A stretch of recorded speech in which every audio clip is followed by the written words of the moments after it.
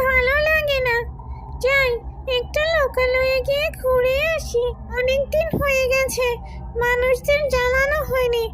আরে, হয়তো একটা পেয়ারা গাছ দেখা যায়। যাই, পেয়ারা খেয়ে আসি। পেয়ারাগুলো অনেক মজা। আজকে যাই, আবার অন্যদিন আসবো। মা, ও মা, ওইদিকে কোথায় যাচ্ছ? মা দেখো, পেয়ারাগুলো কত বড় বড় হয়েছে। ও মা, একটা পেয়ারা ছিঁড়ে দাও না, খাই। নিচের পেয়ারাগুলো অত পাকেনি, ওপরের গুলা পেকেছে। তোর বাবা আসুক, পেয়ারাগুলো পেরে দেবেনি।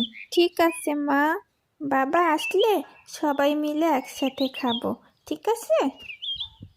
এবার গাছে মেলা পেয়ারা ধরেছে। মনে করছি কিছু বাজারে বিক্রি করে দিব, আর কিছু তোর খালার বাসায় পাঠাবো। হ্যাঁ মা, ওইটাই ভালো হবে। এত পেয়ারা